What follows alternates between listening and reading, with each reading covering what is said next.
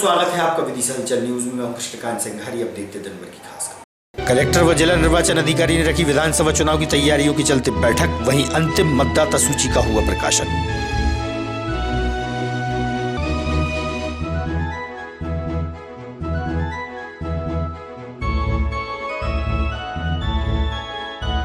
उज्जैन अपने घर जाते समय 4 पहिया वाहन का हुआ मानोराम एक्सीडेंट। कार में सवार 9 लोग हुए घायल, एक की हुई मौत। सीएसपी से मिली जानकारी।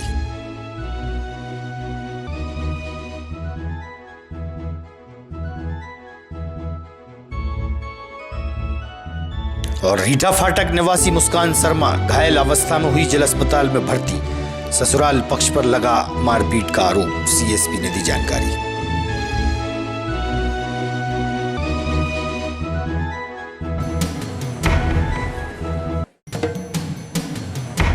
अब खबर विस्तार से। आगामी समय में होने वाले विधानसभा चुनाव की तैयारियों के चलते कलेक्टर उमाशंकर भार्गव व जिला निर्वाचन अधिकारी द्वारा तैयारियां पूरी कर ली गई हैं। आज अंतिम मतदाता सूची का प्रकाशन भी कर दिया गया है। चुनावी तैयारियों के मद्देनजर प्रशासनिक अधिकारियों की मौजूदगी में आवश्यक बैठक रखी गई। कलेक्टर ने विस्तार से दी जानकारी। नाम करना बंद हो गया, लेकिन जो नाम जोड़ना है यानी फॉर्म 6 की होगा, उसके ठीक 1 मिनट बाद से हम फॉर्म 7 लेना बंद कर देंगे। जी वो आपने जो कहा वो आपको क्लियर कर रहा हूँ कि फॉर्म 7 यानी 40 मतदाता हमारे बड़े, इसकी कॉपी भी हम देते हैं, उसका हमने आपको दिया, सबको भेजी वीडियो बनाकर। तो 23,645 हमारे मतदाता 2/8/2023 को जो हमारा हमने इस बात को भी बहुत जोर दिया था कि जो शिफ्टेड मतदाता है उनका नाम भी हम ठीक कर लें। शिफ्टेड में आपको मालूम है कि रहने वाला है वो किसी गांव में भी नाम है और विधानसभा में एक परिवर्तन हुआ है। एक मतदान केंद्र हमारा था सबसावर विधानसभा आगरा जागी, वहां मतदान केंद्र का नाम था शासकीय प्राथमिक विद्यालय आगरा जागी। इस बार बारिश में उसकी एक फॉर्म 7 में फॉर्म तो ऑनलाइन हमारे अभी भी आएगी और जब आचार संहिता लग जाएगी उस समय भी आते रहेंगे जागी वही बिल्कुल। और दोनों के बीच की दूरी 20-22 फीट के केवल बस बगल की। उसमें जो प्रक्रिया होती है कि हमने वहाँ दुखी पिटवाई पूरे वो मतदान केंद्र है उसमें जितने भी हमारे गांव लगते हैं सब जगह उसका बाकायदा पंचनामा बनवाया, सभी को जानकारी दी। आज हमारे जो मान्यता प्राप्त राजनीतिक दल है उनको भी जानकारी दी और उनको हमने पूरी मतदान केंद्र की सूची का सेट भी दिया है।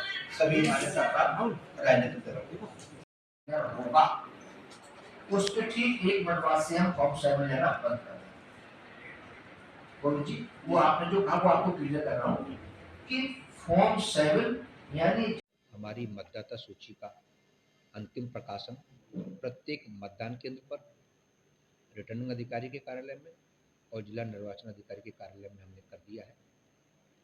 आज हमने जो हमारे मान्यता प्राप्त राजनीतिक दल थे उन सभी की बैठक ली थी।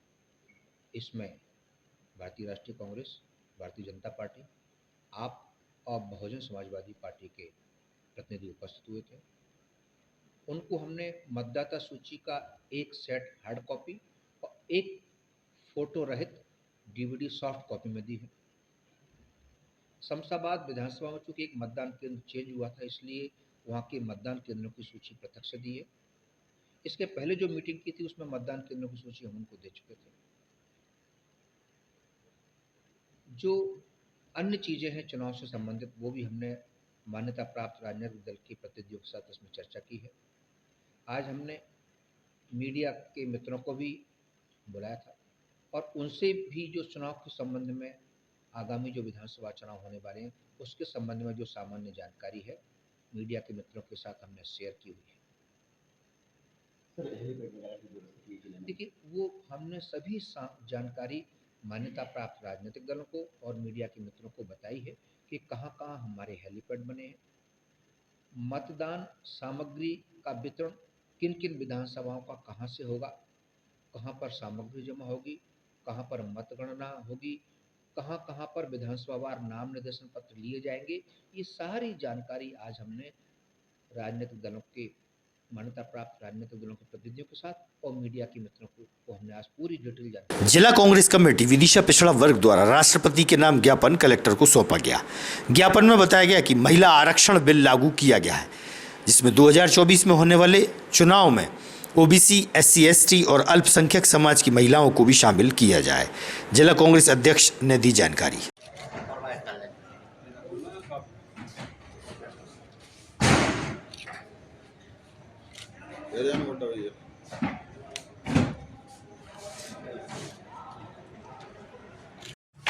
भाई बोल दो ना फोटो।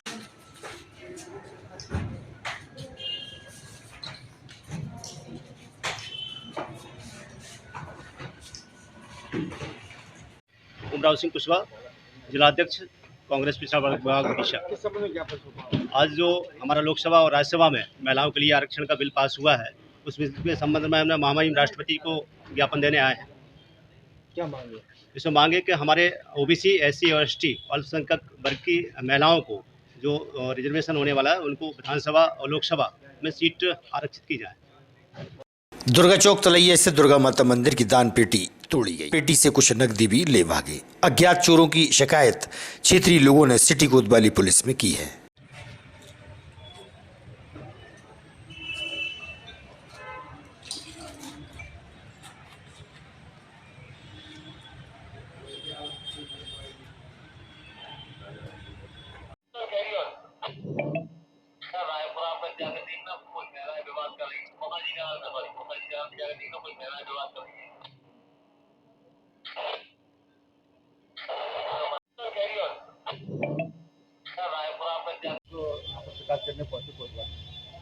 हमारे दुर्गा चौक तलैया स्थित मंदिर में जो कि थाने से ज़्यादा 100 मीटर की दूरी पर है, वहाँ पर रात का चोरों का धावा बोला गया और ताले तोड़कर मंदिर में से दान पेटी तोड़ी गई, अलमारी के ताले तोड़े गए।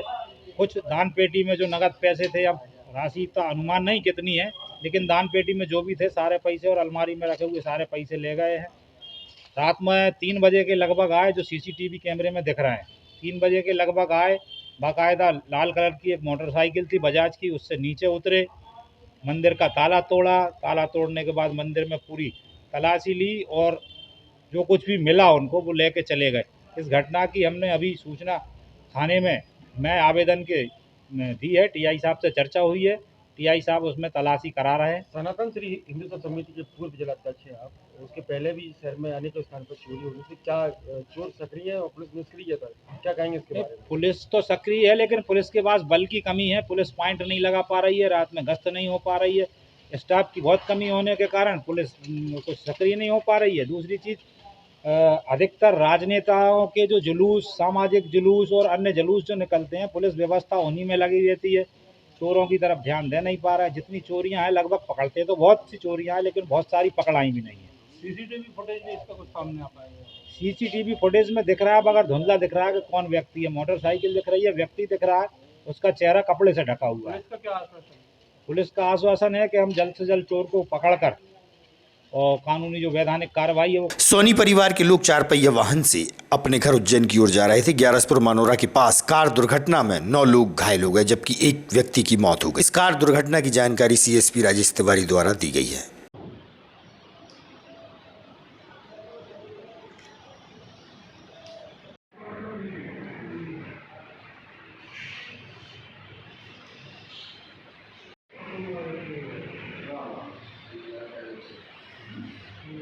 तीन बजे के आसपास एक वाहन दुर्घटनाग्रस्त हुआ है ग्यारसपुर थाना क्षेत्र में। सूचना प्राप्त हुई, एक सोनी परिवार था जो महाकाल जी के दर्शन करके और अपने परिवार के साथ रायपुर वापस लौट रहे थे। और जो टर्निंग मानोरा के पास जो टर्निंग पड़ती है, वहाँ पे उनकी गाड़ी अनियंत्रित होकर और रोड से नीचे पुलिया के नीचे गिर गई, जिसमें एक परिवार के सदस्य की मृत्यु हो गई है और बाकी 4-5 जो है वो घायल हुए हैं, जिनका इलाज सबका विदिशा अस्पताल में चल रहा है। मंगलवार की देर शाम को मुखर्जी नगर क्षेत्र में चेन स्नेचिंग की घटना सामने आई है। वहीं 5 साल से फरार वारंटी को भी सिटी कोतवाली पुलिस द्वारा पकड़ा गया है। टीआई आशुतोष सिंह से हुई चर्चा। देर रात 8 बजे के लगभग मुखर्जी नगर में कोई चेन स्नैचिंग की वारदात हुई। कौन पीड़िता है, क्या मामला है, कब तक आरोपी पकड़ा जाएगा? कल रात में सूचना प्राप्त हुई थी। करीब 7 बजे के आसपास की घटना है। तत्काल पुलिस द्वारा प्रकरण पंजीबद्ध किया गया है और वरिष्ठ अधिकारियों के मार्गदर्शन में इसमें टीम गठित कर दी है, टीम रवाना हो गई है। शीघ्र ही आरोपियों की गिरफ्तारी के प्रयास किए जा रहे हैं। फरियादी कौन है, क्या शिकायत है? फरियादिया श्रीमती अर्चना सिंह है, जो मुखर्जी नगर में निवास करती हैं। धारा क्या लगी? धारा 392 के तहत प्रकरण पंजीबद्ध किया गया। लगातार वारंट की धरपकड़ के हेतु अभियान चलाया जा रहा है। उनके निर्देश के पालन में थाना स्तर पर टीम गठित की गई, जो श्रीमान अतिरिक्त पुलिस अधीक्षक महोदय एवं नगर पुलिस अधीक्षक महोदय के मार्गदर्शन में एक टीम रवाना की गई थी, जिसमें सागर से 2 वारंटी, जो 2018 का प्रकरण था, 363, 376 के मामले थे। पास्को एक्ट का भी मामला था, जिसमें पति पत्नी को गिरफ्तार किया गया सागर से। राजकुमार धानक और एवं उनकी पत्नी को गिरफ्तार किया गया है। एवं एक प्रकरण 2006 का प्रकरण है, जिसमें 2015 में स्थायी वारंट माननीय न्यायालय से जारी हुआ था, जिसमें धनीराम कुचमंदिया को, जो 336, 332 धाराओं का प्रकरण है, उसमें भी सफलता प्राप्त हुई है। तीनों इनामी वारंटी थे। 3 आरोपियों को गिरफ्तार कर लिया गया है पुलिस टीम कोतवाली द्वारा और श्रीमान पुलिस अधीक्षक महोदय, जिसमें इनाम की घोषणा की गई है। उचित इनाम, समुचित इनाम श्रीमान पुलिस अधीक्षक महोदय दिया जाएगा।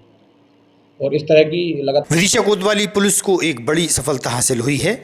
आपको बता दें कि 1 अक्टूबर को उत्तर प्रदेश के ललितपुर में 2 पक्षों में जमकर विवाद हुआ था, जिसमें एक समुदाय के व्यक्ति की हत्या कर 2 युवक विदिशा आए थे, जहां मुखबिर की सूचना पर पुलिस ने उन्हें गिरफ्तार कर लिया है। उत्तर प्रदेश पुलिस को जानकारी दे दी गई है।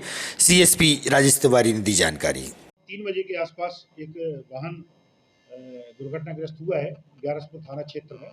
सूचना प्राप्त हुई, एक सोनी परिवार था, जो महाकाल जी के दर्शन करके और अपने परिवार के साथ रायपुर वापस लौट रहे थे। और जो टर्निंग मानवरा के पास जो टर्निंग पड़ती है, वहाँ पे उनकी गाड़ी अनियंत्रित होकर और रोड से नीचे, पुलिया के नीचे गिर गई, जिसमें एक परिवार के सदस्य की मृत्यु हो गई है और बाकी 4-5 जो है वो घायल हुए हैं, जिनका इलाज सबका विदिशा अस्पताल में चल रहा है।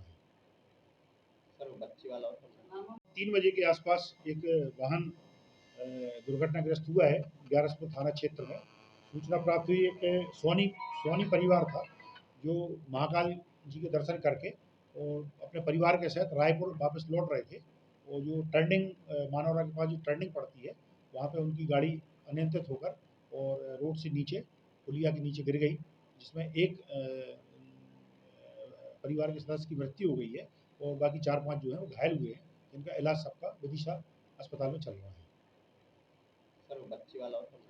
रीठा फाटक निवासी मुस्कान शर्मा की शादी विदिशा के बालाजीपुरम में हुई थी।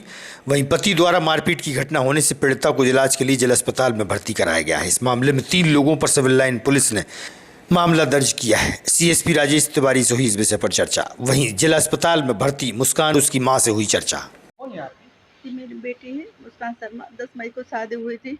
इसको बहुत बेदर्दी से मारा गया, मतलब वॉशरूम भी नहीं जा पा रही है। इसने 10 मई को 2023 में बहुत बेकार तरीके से दुर्गा नगर बालाजी ऑर्चिड। क्या वजह क्या रही मारने की बेटी को आपकी? उनको बार बार बता रही है कि मम्मी वो दहेज के लिए मांग रहे हैं कि तुम दहेज दो, और ऊपर से उनके घर में बहुत लोग आते हैं, गंदे काम करते हैं। इसने मुस्कान ने बताया कि मम्मी मुझे भी बोल रही है नंद कि तुम भी ये करो। ये ऑब्जेक्शन उठा रहे कि नहीं ये नहीं होगा, पर वो बोल रहे हैं कि नहीं तुम्हें भी करना पड़ेगा।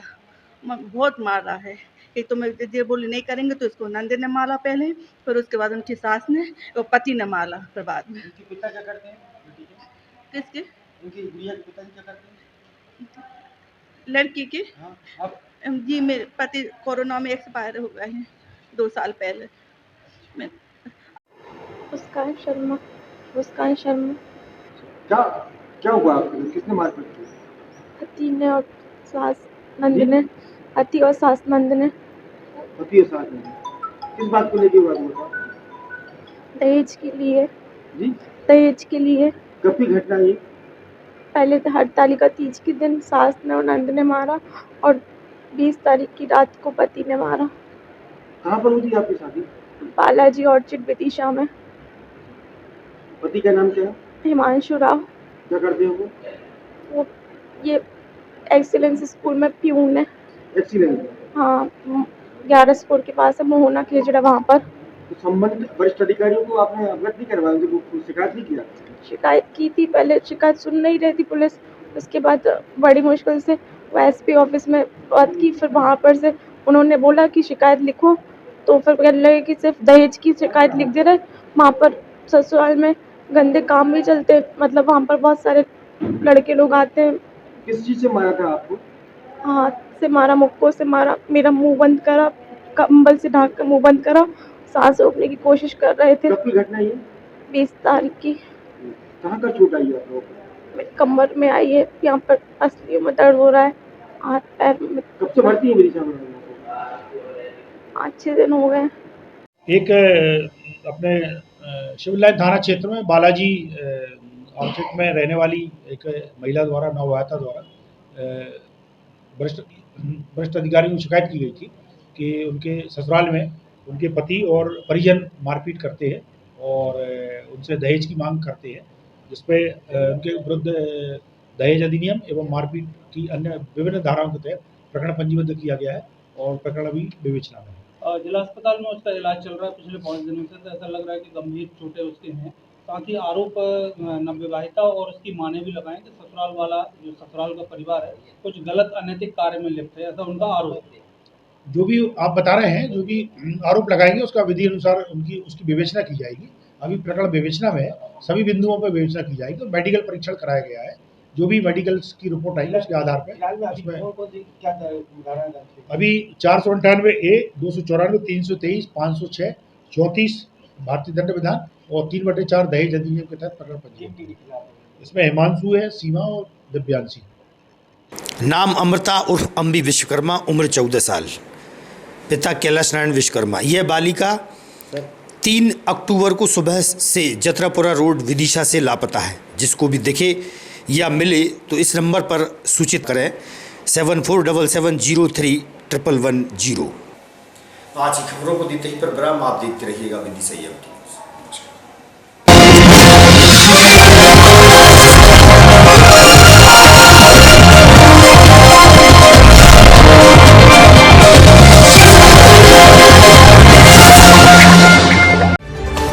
खबरों में फिलहाल इतना ही। शहर की ताजा तरीन खबरें अब आपके मोबाइल पर भी उपलब्ध है।